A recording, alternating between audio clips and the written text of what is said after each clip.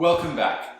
Now tonight I'm going to be making some delicious steak with a side of some sweet potato mash and also some air fried broccolini for some extra crispy crunch.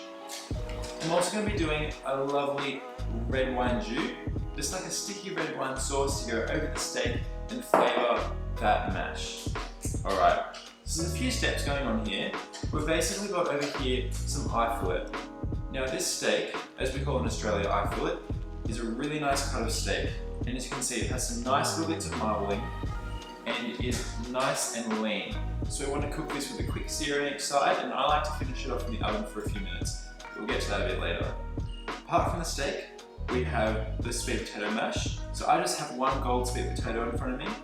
So I'm going to start by peeling this and then chopping them into evenly sized, smallish kind of cubes to then boil in the pot. Behind me I have some water boiling, and also my pan nice and ready, not on yet, but just ready for me to do my steak. And with this sweet potato, I like to add it with a little bit of chopped up, very finely minced garlic, some green onions or shallots, and I've got a little bit of parsley from my garden.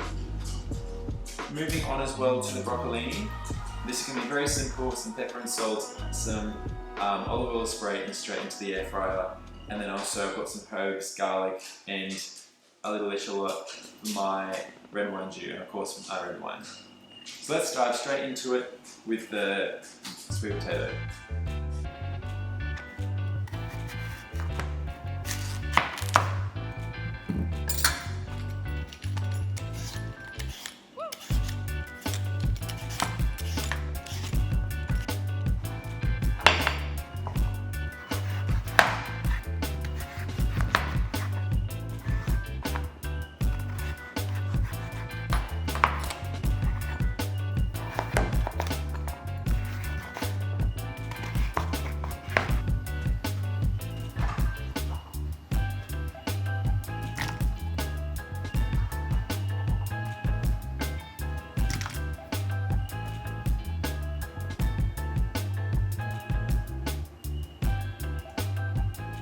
So now that my sweet potato is boiling and getting nice and soft, I just want to move on to my steak. So the sweet potato will take approximately maybe 10-15 minutes. Just check it with a fork or a knife to make sure it's soft. You don't want to overcook it, just so it's nice and soft and mashable.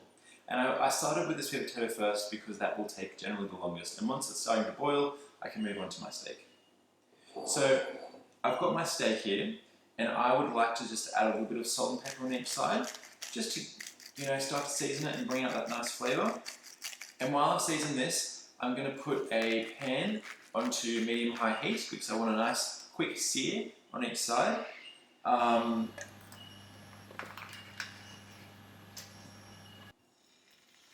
once the steak has been seasoned and your pan is hot, and remembering when you put the steak in it should sizzle. If it doesn't sizzle, it's not hot enough. This is where it's really important. It has to sizzle, you have to hear it sizzle. I'm going to drop these in carefully, and I'm going to brown them for probably about 2 or 3 minutes without touching them. You don't want to move them. You want to get a nice seal, a nice sear, which will really flavour this dish. So give it a nice sear, and then when it's ready to flip over, I'm going to grab out probably about 2 tablespoons of butter and pop the butter in there and some herbs. Now for my herb choice, you can really use rosemary, thyme, anything, but I've just got a couple of sprigs of thyme from my garden, which I'm going to throw in, and a little bit of just crushed and extremely roughly chopped garlic. Not really chopped, just bits of it, just again to add flavour. And I'm going to flip it over and pop it into my oven, which has been preheated to 180 degrees Celsius. And this is where I like my steak medium rare, which I feel like most people do, but you want to keep it in the oven for about 4 or 5 minutes, again depending on the size. Mine are probably the size of maybe a large fist, not as thick as a large fist, but it would be about 3 or 4 centimeters thick, and about 4 or 5 minutes is perfect for this.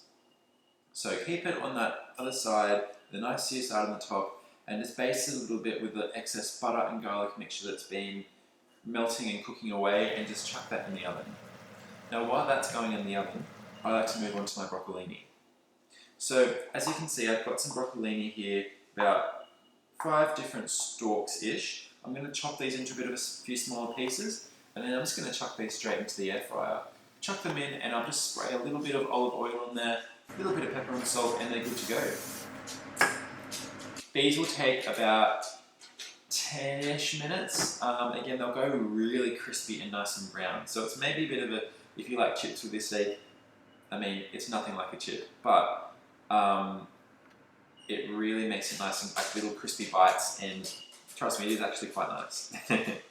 So, tuck those in my air fryer. My mash is looking good. And now that my mash is nice and cooked and soft, I'm going to strain it and pop it into a nice bowl. I even just use the same pot that I've been using. And I'm going to throw in my finely chopped or finely minced garlic with my shallot and my green onion and my little bit of parsley, which I have minced nicely, chopped up nicely and fine. I also like to either use your garlic masher or your just a very fine chop of the garlic as well, just to add that really nice flavour. And I also like to add either a little bit of sour cream, if not maybe some milk, and again just a little bit of butter, and mash that in, and it creates a really nice flavourful mash. And as well, of course, don't forget your pepper and salt. It needs to be seasoned.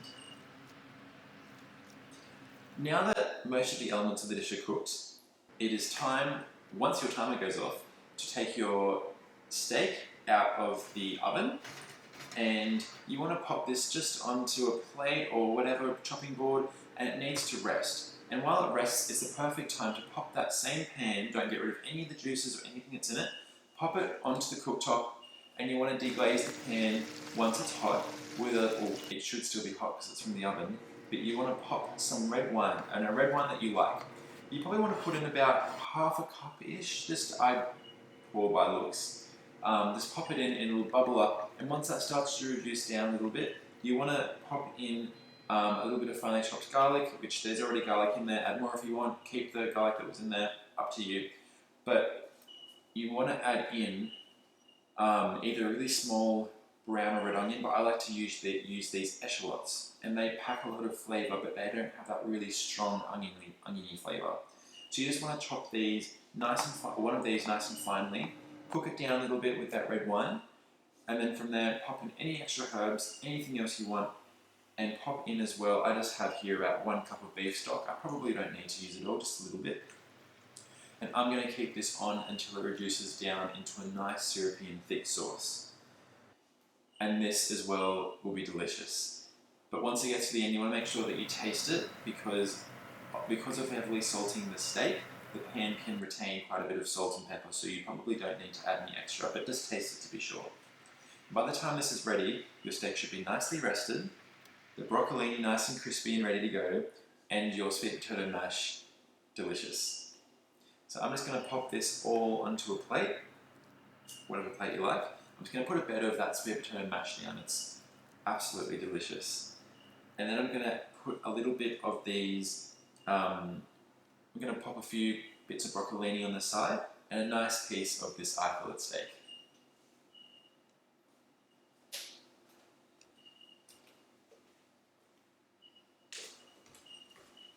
And of course, you can't forget that rich, velvety red wine jus, that delicious red wine sauce. Ties everything together. Thank you so much for watching. I hope you enjoyed this. I'm so keen to dig into this. It smells and looks delicious. So as you can see, I just brought it all together. Steak, mash, and it is quite obviously a bit of a rustic meal, but it is delicious, and I promise you'll love it. Please don't forget to like and subscribe if you enjoyed the video.